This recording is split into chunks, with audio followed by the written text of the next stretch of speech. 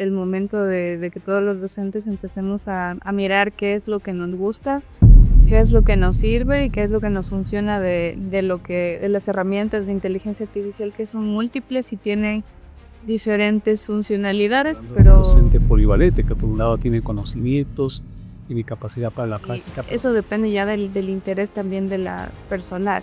O sea, habrán personas que digan, con ChatGPT yo hago absolutamente todo lo que necesito y veo ahí, estoy con. Que trabaje con modelos controlados, es decir, con LSN, modelos cortos, no con LLM, son modelos muy abiertos que te responden de todo.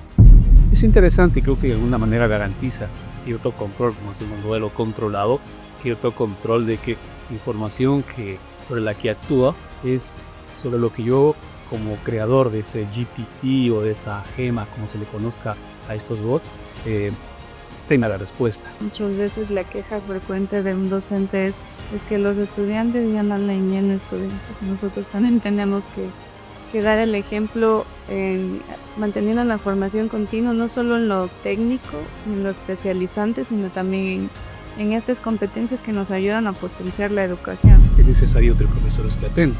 Siempre hemos criticado de que la actualización de planes en los sistemas formativos es tardía.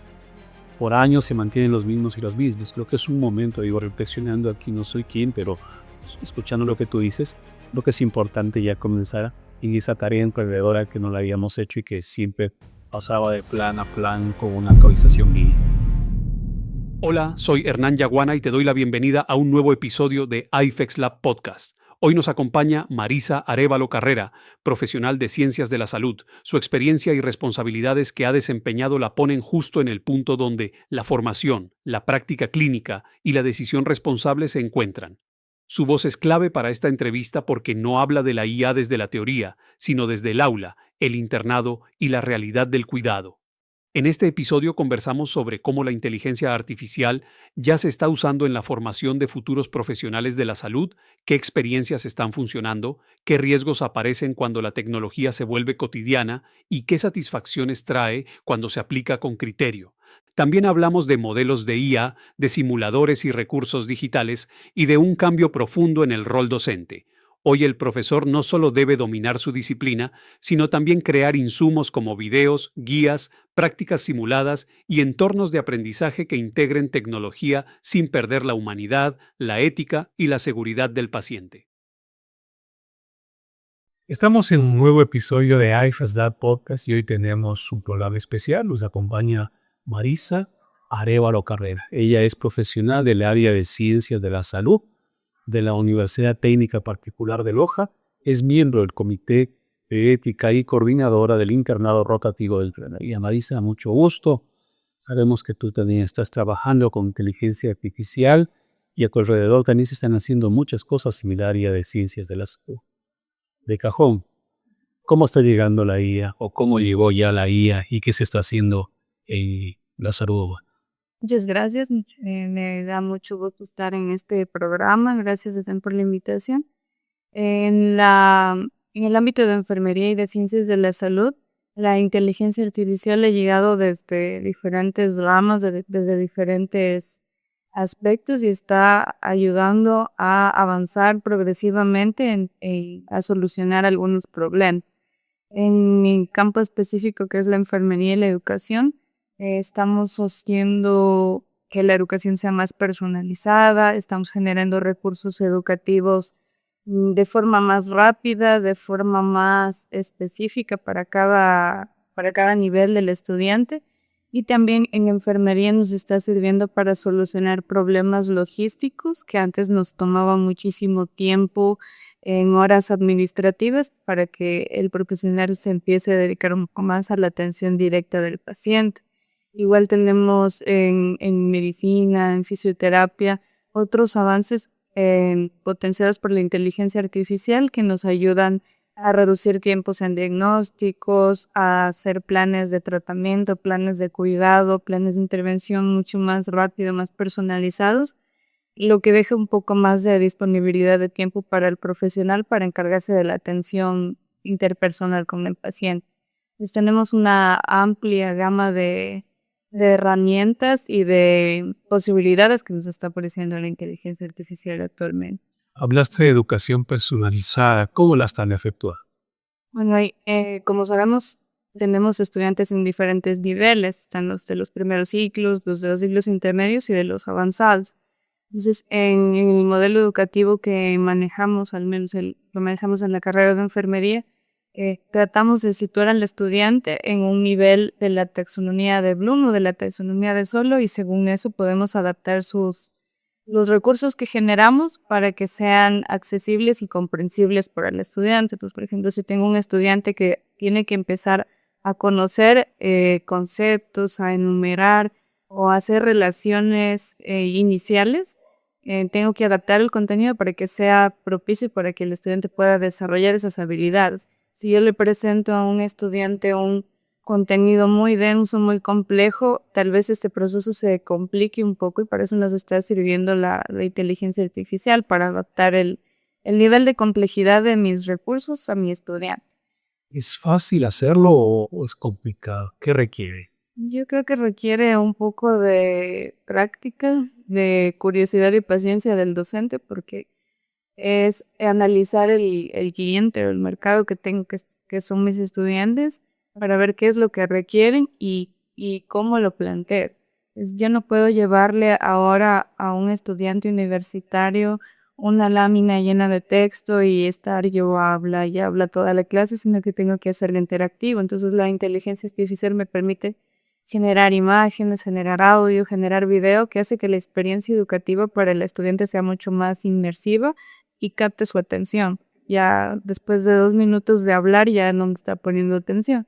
Entonces hay que buscar encontrar la forma de que la clase, el tema lo mantenga enganchado para que pueda generar conocimiento y transferirlo. Ya no es como los estudiantes que fuimos antes. Los estudiantes de ahora refieren mucha más interactividad académica para poder aprender. Estamos hablando de un docente polivalente que por un lado tiene conocimientos, tiene capacidad para la práctica, pero también tiene esa posibilidad de dominar estas nuevas tecnologías para hacer mucho más inmersivo lo que es la formación. Sí, tenemos como una nueva oportunidad que ahorita se está abierta. Pues ahora es el momento de que todos los docentes empecemos a mirar qué es lo que nos gusta, qué es lo que nos sirve y qué es lo que nos funciona de las herramientas de inteligencia artificial, que son múltiples y tienen diferentes funcionalidades, pero también es un poco más de tiempo para el docente aprender a usarlas, quizás tener estrategias de prompting, tener una hoja de ruta para hacer X o Y actividad. Y también es a medida que van surgiendo necesidades, uno tiene cómo explorar nuevos recursos y dar soluciones a través de la inteligencia artificial. Entonces sí es una oportunidad grandísima que tenemos ahora, y yo creo que es el paso que todos los docentes universitarios deben seguir, especialmente en ciencias de la salud, porque tenemos volúmenes densos y complejos de información que a veces requieren que la simplifiquemos o que la hagamos más dinámica. Si bien tú hablas de ciencias de la salud y estas características que tiene que cumplir el formador, pero también creo que se esparce a otras áreas. Tenga esas capacidades de explorar en un momento en el cual no es muy costoso ser investigativo de lo que está sucediendo alrededor, ¿no? Como por ejemplo el uso de ciertos modelos de inteligencia artificial.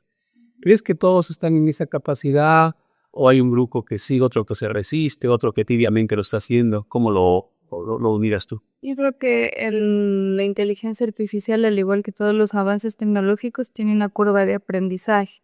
Y hay personas que nacieron, digamos, usando dispositivos tecnológicos, como es nuestros estudiantes, personas que tuvimos acceso temprano, que es mi caso, y hay otras personas que tuvieron que formarse en inteligencia de forma tardía, ya a sus 30 años, por ejemplo.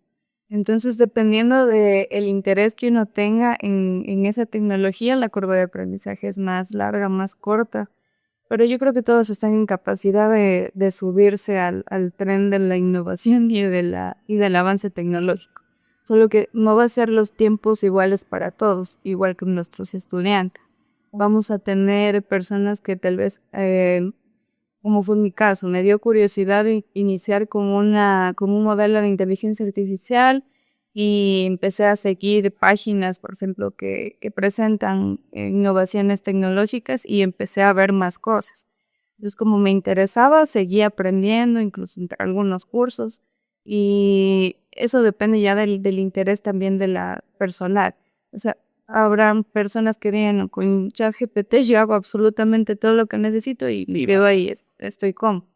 Pero habrán otras personas que digan, no me gusta lo que me está generando, necesito probar otras cosas, ¿qué más habrá? Voy a preguntarle acá a mi compañero que el otro día nos mostró algo interesante. Entonces así vamos, depende del interés personal.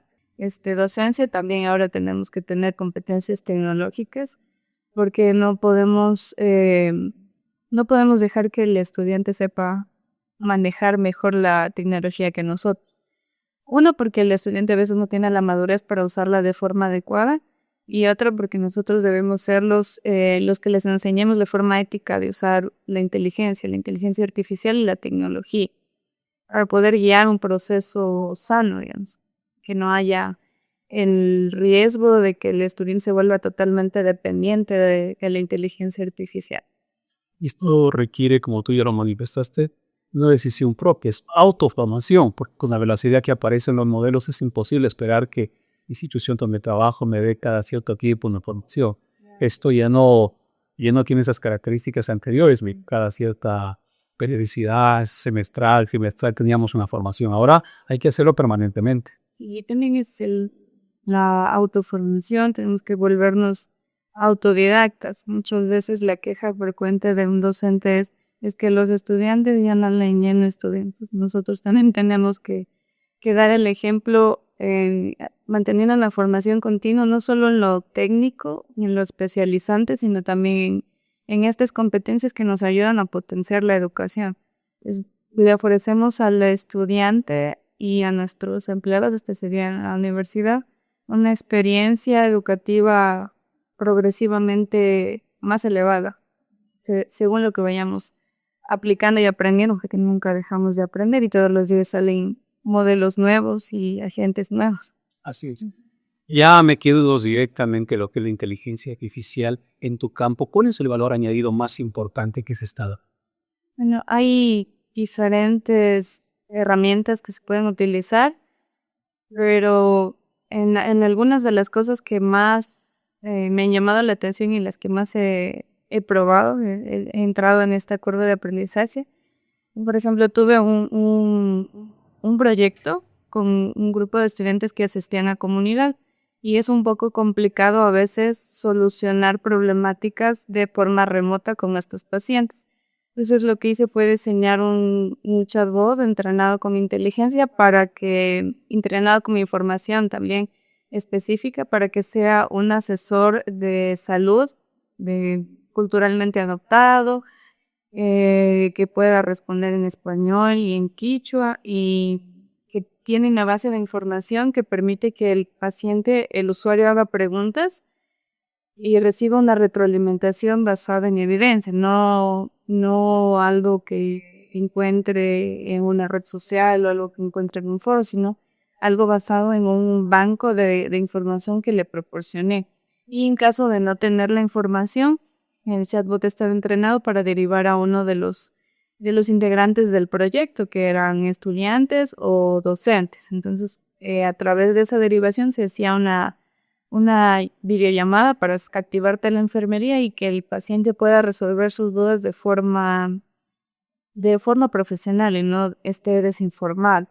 Otra de las características de este chatbot es que no tenía que invalidar la información que daba el paciente, porque tenemos un país multicultural, diverso, entonces hay diferentes cosmovisiones que tiene el ecuatoriano en la costa, en la sierra, en el oriente, en Galápagos, y hay creencias, costumbres y cuidados ancestrales. Entonces eso no se puede decir, no, usted está equivocado el usuario. Hay que decirle, sí, en tu comunidad se realiza de esta forma, pero ¿qué te parece si ahora lo combinas con esto? O si acudes al control, por ejemplo, en madres primerizas, lo que más les preocupa a veces es la lactancia.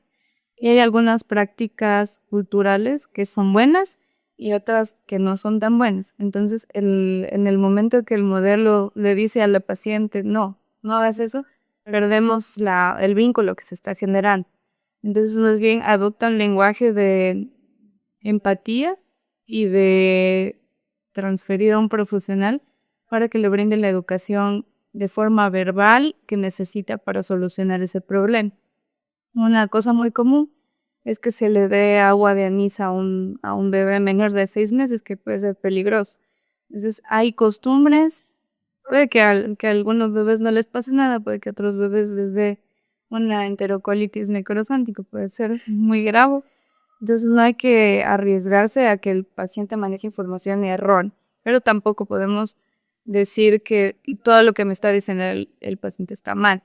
Pues para eso se entrenó este chatbot, como para hacer un proceso más dirigido y que el usuario se sienta partícipe de su propio cuidado, que él decir, ya me derivó al profesional, pero al final es mi decisión si le llamo o no le llamo. Entonces sí es algo que ayuda bastante y también tiene que ser muy vigilado, porque puede que alucine en algún momento el chatbot y hay que estar pendiente de las respuestas. En mi caso se hacía ese monitoreo interno de las respuestas. Esta práctica que tú nos cuentas, en muchas sesiones que hemos tenido con docentes, se había recomendado que se trabaje con modelos controlados, es decir, con LSN, modelos cortos y no con LLM, son modelos muy abiertos que te responden de todo.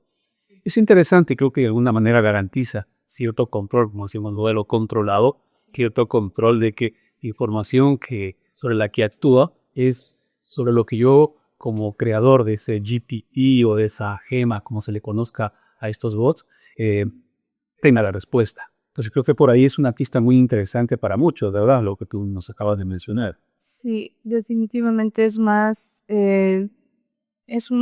como es un modelo controlado, yo puedo regular el nivel de sesgo y también puedo controlar la filtración de información. Entonces es un poco más seguro, aunque igual siempre existe un riesgo, aunque sea mínimo, pero es un poco más confiable entregarle un tipo de herramienta así a un usuario en enviarlo directamente a un modelo abierto que va a buscar información en toda la red. Yo sí creo que una de las principales utilidades, de las primeras incluso que le di, fue esa. Y se han ido generando otras herramientas, como la personalización de la educación, que es la que uso diario casi, donde nosotros generamos casos, pacientes simulados en audio, en video, incluso es posible hacer un guión de forma más fácil. Yo no soy escritor, tengo algunas competencias, pero me ayuda a pulir un poco esa redacción. Igual pasamos por pares revisores de otros compañeros. Entonces es un poco más sencillo personalizar la educación en este momento gracias a la inteligencia artificial y usar algo que al paciente le conecte. Por ejemplo, les presento un video de María que tiene 35 semanas de embarazo, llega con dolor epigástrico y ellos ven a María con las fases de dolor. O sea, ya no es solo imaginármelo o de hecho estar pensando en otra cosa, sino que ya la puedo ver, ya la puedo relacionar con lo que me está diciendo mi docente. Entonces para mí es algo poderoso que tenemos que seguir explorando. Y en lo más sencillo, digamos hoy, ahí en enfermería tenemos un proceso que se llama el proceso enfermero, que es un proceso cíclico de 5 etapas, que con valoración y termina con la evaluación. O sea, es todo lo que hace el enfermero desde que conoce al paciente hasta que se va de alta, incluso hasta después, porque hay que hacer seguimientos. Entonces este proceso generalmente se aplica de forma empírica, no usamos el método científico, pero no porque no exista la estructura metodológica. De hecho tenemos 3 libros de este grueso que nos sirven para llevar el proceso enfermero, pero como es tanto volumen de información y relacionar los elementos del proceso es una de las cosas que más se les complica al estudiante o al enfermero que no ha tenido formación en este proceso, porque es algo relativamente nuevo en los mallas de enfermería, que se iniciaría hace unos 10 años, por decir una temporalidad. Los enfermeros de antes no tienen mucha formación o conocimiento en este proceso. Entonces, con ayuda de un agente de inteligencia artificial que se llama Abacus, tenemos en la carrera un aplicativo que ayuda a conectar las etapas del proceso y que hace que el registro de toda esta información científica que ya está validado y está basada en evidencia sea mucho más fácil para el estudiante y para el profesional al momento de aplicar. Entonces es algo que es como que lo más fuerte que hemos hecho ahora en la carrera y ha sido bien recibido tanto por docentes como por estudiantes y por algunos profesionales que lo han probado. Igual se va puliendo y el modelo de agente de Abacus es bastante intuitivo, bastante interactivo, bastante obediente. Le dije porque entiende lo que el instructor técnico le dice, que le habla en términos médicos, en términos de enfermería, y lo comprende y lo puede asimilar. Es bastante útil. Ahora también estaba probando otra gente que se llama Kimi. No he probado a profundidad, pero tengo entendido que es otro modelo abierto. Abacus me parece que es americano y Kimi es chino, pues por ahí va. Y también tenemos modelos de inteligencia artificial para búsqueda de información científica a gran escala, como estas ISPES, Pero antes de que te lo vayas a los modelos, que después te quiero hacer esa pregunta y enlistarlos porque es bueno compartir también, lo que ustedes están haciendo o lo que tú estás haciendo es revolucionario para los profesores. ¿Por qué te digo para los profesores, no para todo el entorno? Los chicos son audiovisuales. Los jóvenes de esas generaciones ya vienen en el día a día con sus videojuegos. Su mundo es audiovisual. Y ahí existe una contradicción, porque ellos vienen de ese mundo donde están mirando imágenes, están constantemente en contacto con sonidos, con gráficos, con todo lo demás. Y cuando llegan a un sistema de formación se encuentran con lo típico, que simplemente es lo textual y en el mejor de los casos a lo mejor un video de vez en cuando. Esto que se hace y que lo estás llevando de muy buena manera, ¿crees que puede ser posible que todos lo puedan hacer o demanda de muchísimo valor económico, compromiso, tiempo adicional o es más, si se quiere, lo dijiste, una actitud? Yo creo que depende de la actitud, definitivamente, porque si bien es cierto, muchas veces ya perdemos 1 hora, 2 horas scrolleando en redes sociales. Y es algo que a veces uno se sorprende. Scroll. Sí, perdiendo el tiempo en las redes sociales. Yo creo que a veces ese tiempo que tenemos como muerto, bien lo podríamos estar utilizando para probar algo nuevo que tal vez me ayude a mejorar mi experiencia educativa. Pero definitivamente tiene que ver con la actitud, porque si yo mantengo la actitud de no me interesa, yo voy a seguir dando la clase como yo aprendí, em, no voy a interesarme en si quieren buscar ni en preguntar, porque ahora es muy sencillo, ni siquiera yo tengo que ir a un curso, tengo que entrar a Google y preguntar qué es lo que se está usando para generar imágenes, por ejemplo, si esa es mi necesidad. Entonces yo creo que más bien es 90% de actitud, 10% disponibilidad de tiempo, porque creo que sí, siempre estamos de alguna forma quemando tiempo en redes sociales. Entonces, en redes sociales también yo puedo conseguir información valiosa, pero depende de cómo yo tenga mi algoritmo. Si yo tengo solo, por ejemplo, recetas de cocina que tengo, pero solo eso, no voy a aprender algo de lo que a mí me interesa. Entonces también depende de cómo yo busco, qué es lo que yo frecuento para que mi algoritmo esté entrenado. Yo tengo de todo, incluyendo tecnología, cocina, familia, muchas cosas. Entonces también depende de esa actitud para seguir buscando qué aprender. Yo creo que sí se puede hacer. Yo creo que todos podemos hacerlo y que solamente es cuestión de decir, a ver, tengo este problema, ¿cómo lo voy a solucionar? No dejarle todo el trabajo al estudiante, porque ya no estamos en un modelo en que el estudiante tiene que entender cómo soy yo y adaptarse. Más bien la experiencia educativa debe ser adaptada al estudiante.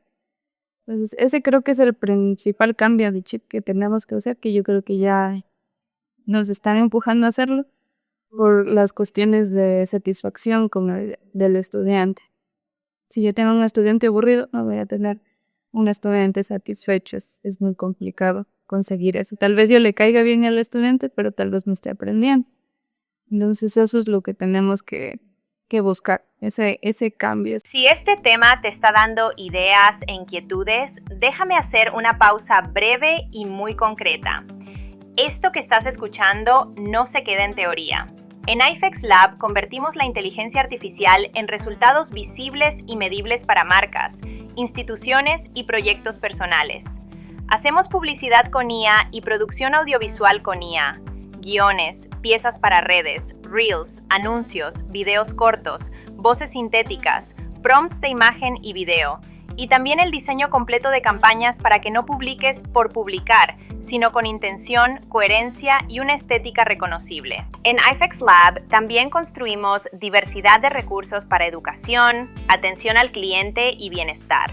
Automatizamos procesos de comunicación para que el equipo deje de perder tiempo en tareas repetitivas y recupere energía para lo humano, pensar, crear, decidir. Y si tu necesidad es formación, hacemos capacitaciones prácticas, no para aprender herramientas, sino para aprender a producir con criterio, con ética y con una lógica clara de trabajo. Entra ahora a ifexlab.com. Repito, ifexlab.com/.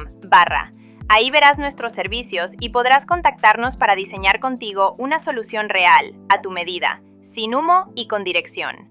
iFEX Lab, inteligencia artificial aplicada, con mirada humana y propósito. Marisa, que pongo el siguiente ejemplo. Supongamos, yo soy un estudiante de la facultad de ustedes. Tengo una profesora como tú muy abierta a las tecnologías, que está siempre investigando.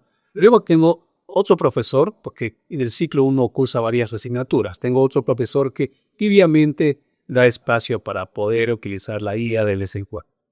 Y después encuentro otro grupo de profesores que están en el mismo ciclo y que uno de ellos también comparte conmigo una asignatura que me dice definitivamente, yo como estudiante voy a tener un quiebre emocional porque voy a encontrar personas que están con toda la predisposición y que además conocen otro grupo que los que te decía que tibiamente adelante se utilice y otros que radicalmente te dicen que ¿qué crees que puede pasar ahí? Yo creo que el estudiante se va haciendo su criterio también, aparte de lo que ve, a partir de lo que ve, pero también el estudiante de ahora no es pasivo, el estudiante de ahora habla. Entonces yo creo que sí van a empezar los chicos ya a exigir o a pedir que se integren otro tipo de metodologías, que de hecho ya lo hacen cuando tienen inconformidades, los estudiantes hablan y hablan a las instancias que van primero con el mismo docente. Yo creo que más bien ahí es la apertura del docente a decir, tal vez algo tengo que ir mejorando. Tal vez no necesariamente tengo que usar inteligencia artificial, pero sí implementar metodologías activas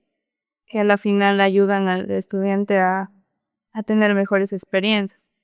Pueden usar otro tipo de metodologías, el aprendizaje basado en casos, gamificación también. Que incluso yo uso bastante inteligencia artificial para diseñar juegos, porque sí ayuda en una cuestión de optimizar tiempos.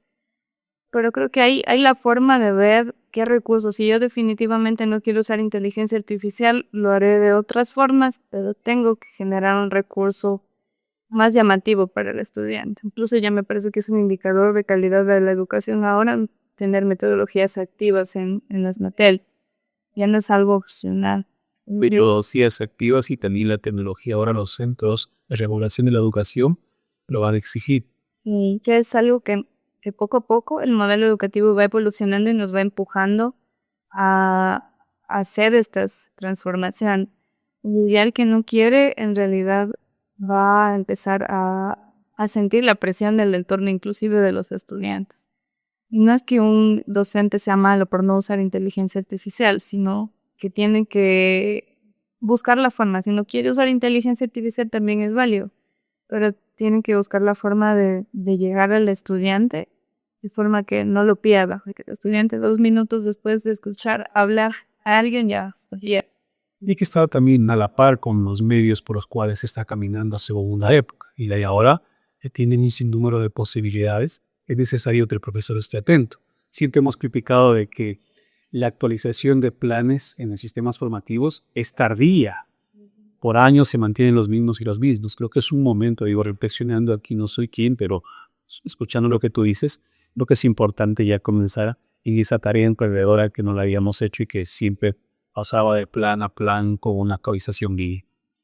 Yo creo que ahí la universidad al menos tiene una ventaja, por decirse, porque su modelo educativo empuja y motiva, incentiva al docente a hacer innovación de cualquier foro.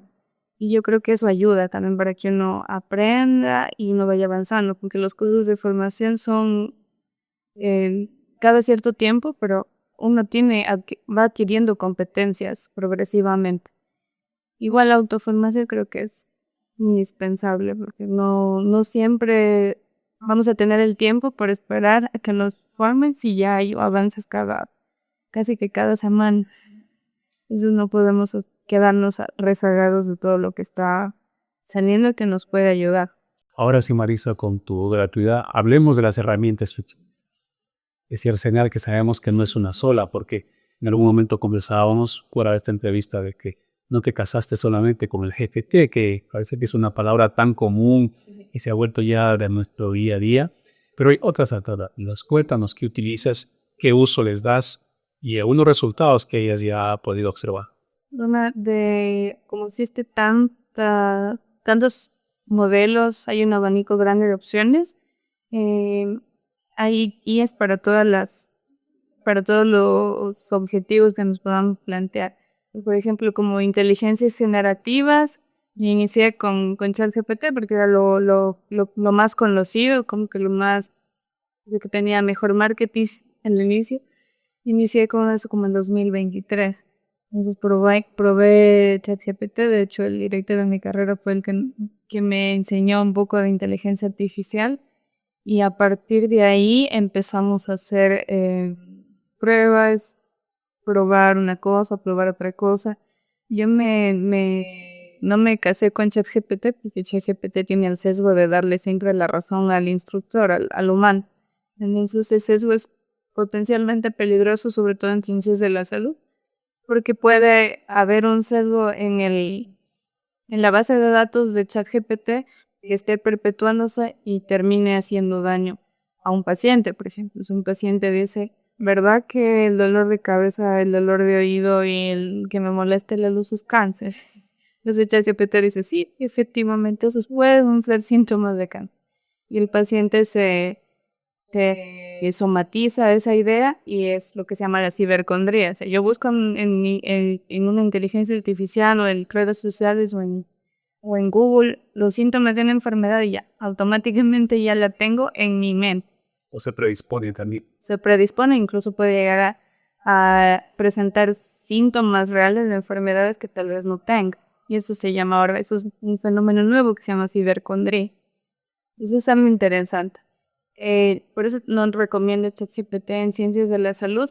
No digo que sea totalmente inútil, pero para ciertas cosas que requieren exactitud no la usaría. Parece ser. De ahí probamos Cloud, Copilot, Gemini, incluso las IAs chinas, DeepSeek y Queen, que me parecen en el momento en que las probaba bastante potentes en comparación con costos. Porque, por ejemplo, para ChatGPT, Cloud, hay que hacer una inversión significativa. No es significativa, sino simbólica. Pero en los modelos chinos no hay que hacer ningún pago. Y es bastante potente también.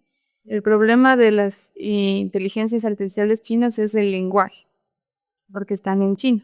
Y responden bien en chino y en inglés. Pero a veces en español tienen errores de traducción. Inventan palabras. No, hay cosas que tienen que como mejorarse. Y al final ahora estoy trabajando bastante con Grok, que Grok también tiene a veces ese problema de que se inventa palabras o pone palabras en Spanglish, pero es un poco más exacta su respuesta. No es 100% confiable como ninguna IA, pero tiene menos sesgo. Los sesgos que tiene son bastante manejables y detectables.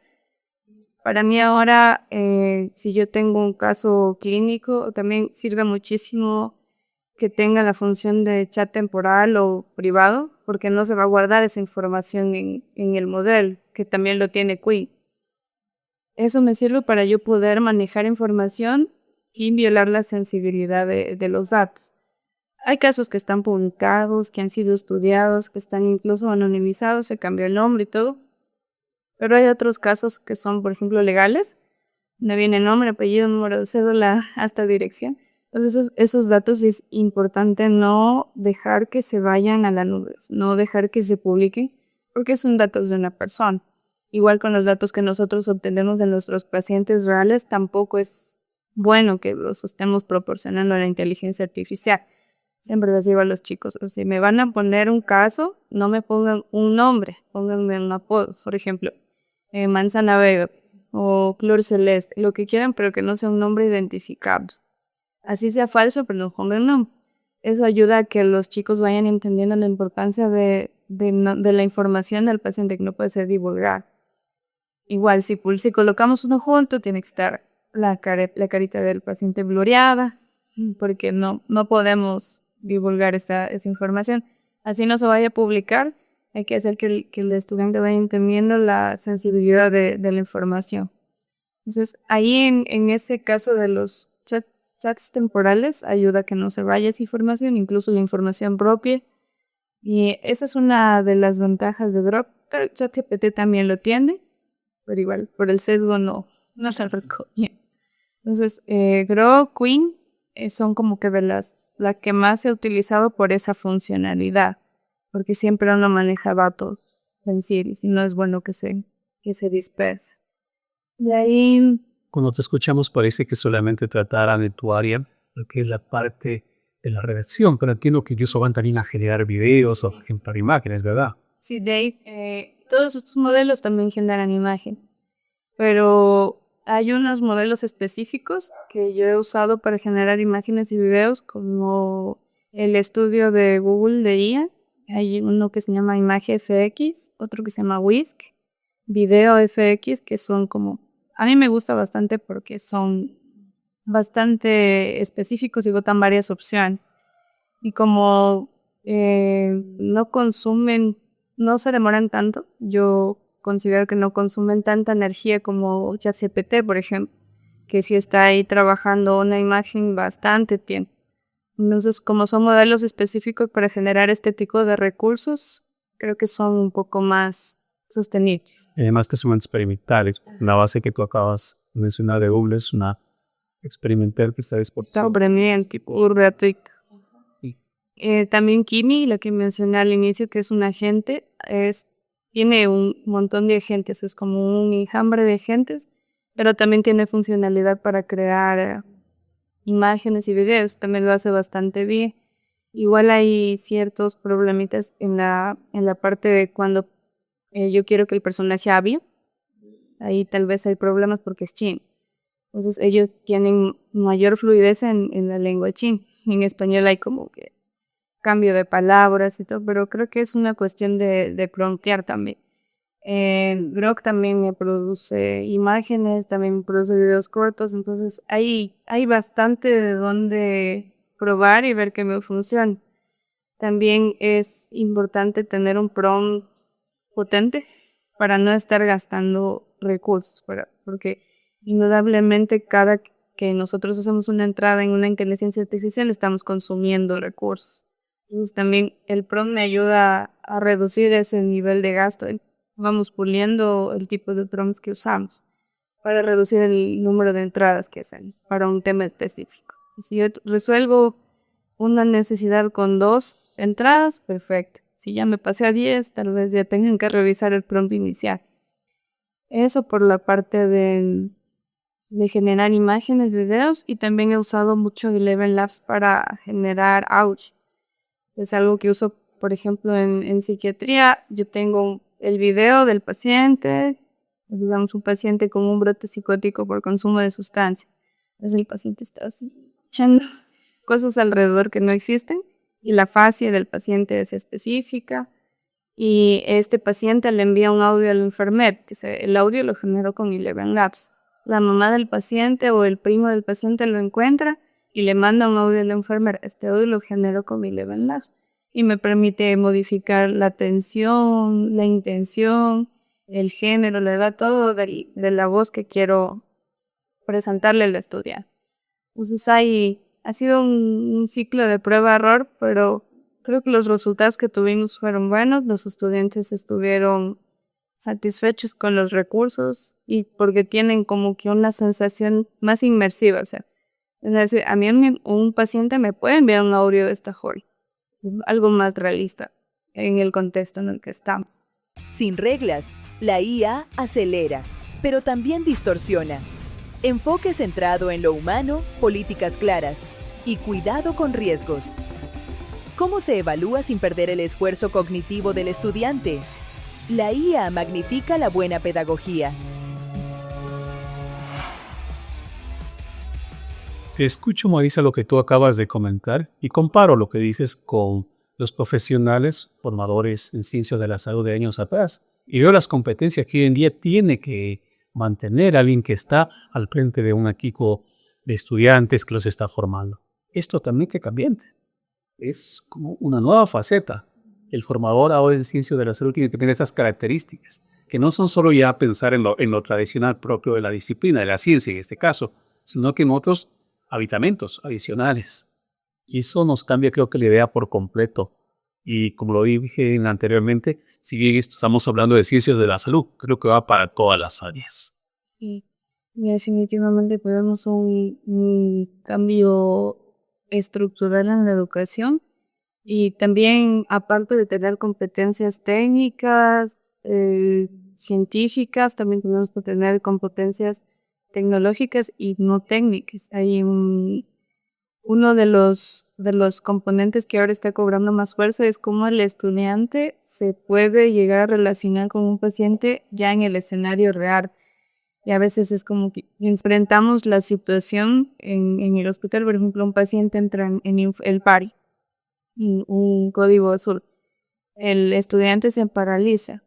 Entonces, a veces esas competencias no técnicas o habilidades blandas también se trabajan desde las aulas. Entonces, a mí me sirve más presentarle al estudiante algo tan inmersivo que él pueda sentir la emoción antes de vivir. Igual aplicamos la simulación clínica, como conversábamos antes, la simulación clínica como actores, que yo lo puedo grabar y puedo hacer que el estudiante repita esa experiencia, esa vivencia en unas gafas de realidad aumentada, de realidad virtual. Y eso hace que el estudiante se vaya más preparado al escenario real. Entonces ya no se va a paralizar, sino va a decir, a ver, pasaba esto, yo tenía que hacer esto. Tengo que hablar con los familiares en este sentido, en este tono, tengo que mantener la calma, trabajo en equipo, toma de decisiones, todo eso se puede facilitar mucho con la tecnología y con la inteligencia artificial. Entonces creo que ya ahora empezar a decir, yo soy tradicional y yo voy a mantenerme en este modelo ya no es tan rentable y viable como resultado a un cliente que es mi estudiante y también a los futuros pacientes que va a manejar este profesional de información. Valoro mucho que tú cuando estás hablando de esto, al mismo tiempo que estás planificando la clase, estás pensando en diseñar el video, estás pensando en hacer el audio y ya no en apoyarte en un profesional de otra área, sino que tú mismo con las herramientas. Y eso es lo nuevo, lo revolucionario, como te dije anteriormente, del profesional de INI. O sea, ya no va a depender tanto de otras áreas, porque hasta hace poco, el médico decía por aquí puede haber un video para explicar esta parte que es muy, a lo mejor difícil, solamente por contexto. Vamos a pensar en alguien que me ayude a hacer un video, porque se lo tenía que manejar con la estructura típica de la cámara, el trípode, luces y todo lo demás. Hoy en día, como que se están uniendo muchas disciplinas, muchas áreas a darle esa capacidad al profesional. Y eso es increíble lo que tú manifiestas. Lo dices con total naturalidad porque eres joven, pero los que venimos ya de generaciones atrás, claro, es totalmente revolucionario.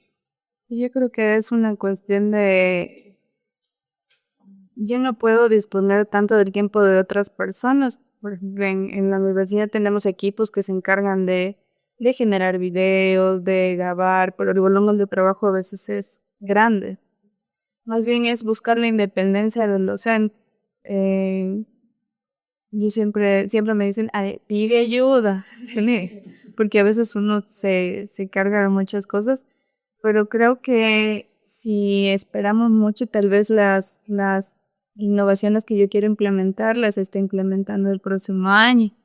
Entonces, en cuestión de tiempo y en función de mejorar la calidad educativa en este momento, es que yo he buscado adquirir estas competencias yo misma para poderlo hacer, porque sí es algo que da un enfoque diferente al estudiante y no solo del docente, sino de la profesión. Porque a veces el estudiante viene enamorado de la carrera, viene con vocación y otras veces la adquiere durante la formación. Pues creo que depende mucho de cómo ve la disposición del docente, tanto para lo técnico como para lo no técnico, en las aulas, que el estudiante va creando su forma de ser incluso. Y también es bueno que la academia implementa espacios donde el docente pueda compartir también eso con el estudiante, estas competencias tecnológicas, que a veces les digo ya a los chicos, ustedes manejan inteligencia artificial pero no saben ni imprimir. Entonces hay cosas que se están saltando porque ya no son tan relevantes, cada vez vamos a usar menos papel.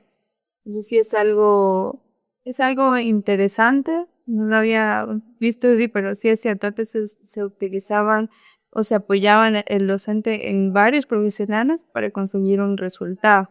Ahora creo yo que apuntando a la independencia y a la gestión de tiempo es un ahorro de recursos igual. No es una independencia por independizarte, por decirlo así, sino que incluso porque el delegar a veces que otro profesional te haga los recursos con los cuales vas a trabajar es peligroso. Qué mejor si el mismo docente que conoce a profundidad, que ya tiene las herramientas, puede diseñar sus productos. Sí, yo creo que más que peligroso me va a tomar más tiempo, porque tal vez algo no esté como yo quería y voy a tener que pedir que por favor me dé cambiando esto y vamos a tener que repetir proceso. Entonces, en función de optimizar recursos, creo que es la revolución más grande de la inteligencia artificial es la optimización de recursos, tanto de tiempo como de profesionales. Yo jamás me imaginé que yo iba a poder generar una aplicación a partir de mi conocimiento con instrucciones a un modelo de inteligencia artificial. Claro que también tenía que tener un conocimiento de prompting para poder hacerlo de forma decente, pero es algo que a mí sí me sorprendió mucho. Que ya iba con mis compañeros, mira lo que pude hacer, es como algo, es un cambio de paradigma ya. Si te está gustando esta entrevista que estamos haciendo y quieres sugerirnos otras temáticas, estamos a tu disposición. La intención de IFES Lab Podcast es que traigamos temas de inteligencia artificial y los podamos discutir desde la temática latinoamericana, del área andina y específicamente de Ecuador. Así que te sugerimos que te suscribas a este canal y puedas compartir tus sugerencias. Seguimos aquí con Marisa conversando de esta temática. Hemos hablado de algo muy interesante como es la formación dentro del área de ciencias de la salud. Aquí nos has compartido tus experiencias. Ahora, de cara a lo que es el paciente, hay muchas inquietudes y una de ellas es qué tan sugerible, qué tan fiable es de que alguien consulte sobre un síntoma que puede tener. Ya dijiste algún rasgo inicial, pero qué tan necesario y creíble es que le consulte a una inteligencia artificial por un síntoma y con eso vaya como un previo diagnóstico a donde un médico, donde un funcionario de la salud. Yo creo que es algo sui generis que pasa porque tenemos el acceso a la tecnología. Antes lo hacíamos en Google, ahora lo hacemos con inteligencia artificial y recibimos una respuesta más personalizada. Yo creo que depende del modelo, un poco más el riesgo. O sea, en ChatGPT el sesgo que tiene depende de cómo pregunte el usuario. Puede profundizar una cibercondría, una hipocondría. En otros modelos como Grok tal vez sea menos, pero yo igual considero que es peligroso hacer consultas de salud sin tener un mínimo criterio médico, porque no es como que yo fuera a consultar algo de ingeniería automotriz, que no tengo ni la más remota idea, y me vaya con esa idea donde el mecánico le diga, no es que así es, porque eso es lo que pasa, lo que está pasando ahora con con estas consultas médicas. Entonces llega el paciente donde el médico ya con diagnóstico, con tratamiento y a veces ya medicado. Y eso es algo peligroso, porque puede que sea un tratamiento erróneo. La inteligencia artificial no le va a preguntar al paciente cuánto mide, cuánto pesa, sus signos vitales, qué otros medicamentos está tomando, porque es muy delicada la interacción farmacológica. De hecho, ahora tenemos un fenómeno complicado a nivel mundial que ya está llegando a Ecuador, que es la resistencia a los antibióticos. Cada vez hay bacterias y gérmenes que nos enferman, que ya no los podemos matar tan fácilmente. Hay en Estados Unidos, en Europa, bacterias que les dicen las bacterias mutansis, porque son bacterias que ya no existe un antibiótico que las trate y la gente puede llegar a morir. Es algo que me ha tocado ver. Y es lo mismo que puede pasar en la inteligencia artificial, en saber.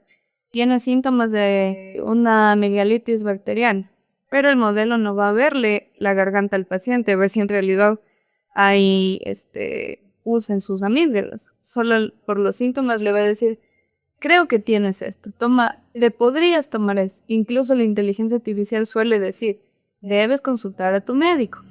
Pero la gente dice, no tengo tiempo, no tengo dinero, voy a hacer lo que dice aquí. Entonces eso es potencialmente peligroso, tanto para el paciente como para el sistema de salud. Cuando ya no tengamos antibióticos, si de por sí tenemos déficit de recursos en el sistema de salud, no hay investigación en medicamentos en Ecuador, eso no existe en el momento, o sea, es muy poco. No vamos a poder solucionar esos problemas. Ya nos pasó en COVID, que estábamos corriendo en círculos porque no teníamos vacuna, no teníamos tratamiento, no sabíamos cómo funcionaba la enfermedad. Entonces, eso es lo que puede pasar si uno no hace el proceso como debería. Lo que hay que hacer es ir a un centro médico, que me tomen mis constantes vitales, que no es solo por llenar un papel, sino para saber mi estado general, que el médico me revise, que en realidad me hagan exámenes incluso, porque un antibiótico incluso ahora no se recomienda más como un examen físico, sino con exámenes para saber si hay indicadores de infección, de inflamación. Es un poco más complejo. Entonces el riesgo es grande y es creciente, porque la gente no es consciente de estos riesgos. A pesar de que hay educación sanitaria y todo, creo que a veces pensamos, tenemos este sesgo de que la salud es un negocio. Y obviamente como todos como todas las ramas de la vida es un negocio, pero el objetivo de la salud es cuidar a las personas. Entonces ahí sí hay bastante riesgo en ese sentido. Veíamos algunos informes, sobre todo de países de primer y segundo mundo. Ellos dicen que controlar el hecho de que alguien que está con un síntoma vaya y diga, hago el PPT o cualquier modelo, tengo esto, ¿cuál podría ser? No está mal. Y va a ser muy difícil esa pelea. Pero por ahí con ese diagnóstico, lo mismo me dijo que le tiene confianza y que este médico, con toda la garantía del caso, dice, bueno, hay una probabilidad, pero yo te comento.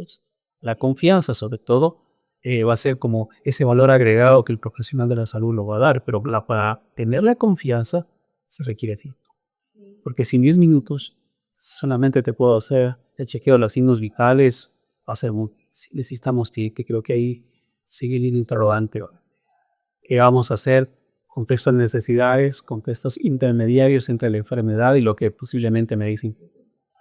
Bueno, Marisa, yo te agradezco muchísimo y sí me gustaría que dejes como un mensaje para todas las personas que están trabajando en el área de ciencia de la salud y también para los estudiantes sobre esta relación que tienen que tener de manera adecuada, moderada y ética al mismo tiempo con el uso de la inteligencia artificial. Yo creo que lo más importante en conclusión de nuestra entrevista es la inteligencia artificial vino a revolucionar el mundo, vino para quedarse y solo va a seguir avanzando. Ya ahora estamos viendo un país como China que presenta su inauguración del Año Nuevo Chino con robots bailando, con más flexibilidad que nosotros. Entonces ya el avance tecnológico es inminente.